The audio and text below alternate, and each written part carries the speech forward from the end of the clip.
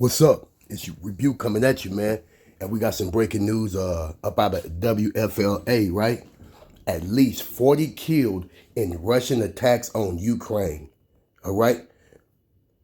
This is Kyiv. Russian troops launched their anticipated attack on Ukraine on Thursday as President Vladimir Putin cast aside international condemnation and sanctions and warned other countries that any attempt to interfere would lead to consequences you have never seen. Let's roll this clip. War became a reality for the people of Ukraine just hours ago as Russia has invaded Ukraine and the attack has more than begun. Here's what we know at this hour. Russia is targeting Ukraine's military bases. Ukrainians government, the president of Ukraine, President Zelensky, has issued martial law, and he is telling people not to panic. The other picture of this story is what you're seeing on your screen. People lining up to get gas, to get out of Ukraine and to seek refuge and safety in other countries, Romania and Poland, for example. We're seeing traffic jams of people trying to leave Kyiv and also Lviv tonight. Others are saying that they plan to stay and that freedom comes at a cost. It's not free, and we plan to defend our freedom.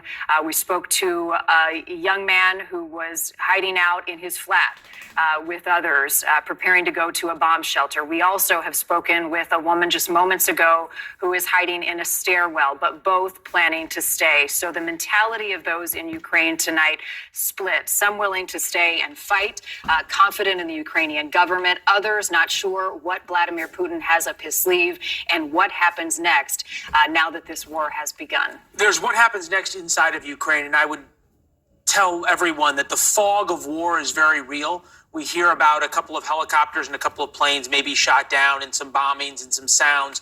The devastation that the Russian military has brought upon Ukraine that we will probably find out about over the next 12 and 24 hours will be devastating in the way that they have attacked and obliterated their military. This is obliterating the Ukrainian military. The worldwide implications of this are huge. European markets are set to crash. The Russian ruble has crashed. Oil has gone up nearly to $100 a barrel. The world is changing in a profound way. It was 78 years ago today that the American GIs, the American Marines, raised the flag on Iwo Jima, marking really the beginning of the end of World War II.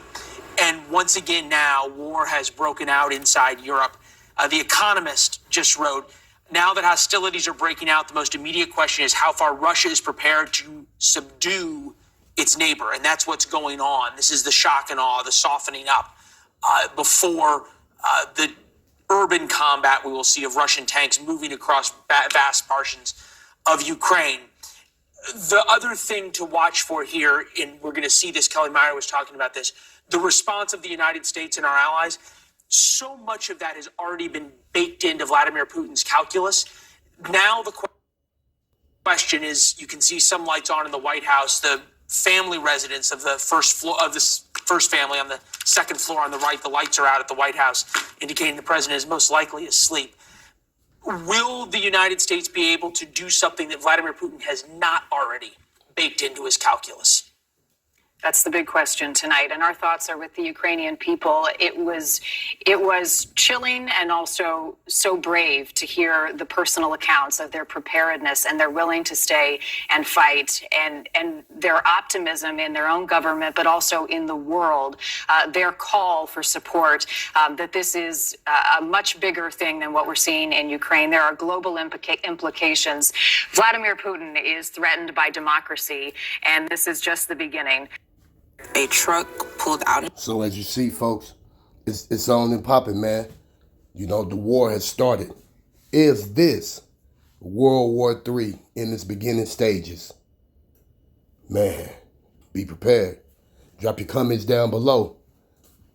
Don't forget to like, subscribe, and share. Don't forget to click on that notification bell. And man, thank you once again for tuning in to Rebuke All Devils for this breaking news. Shalom.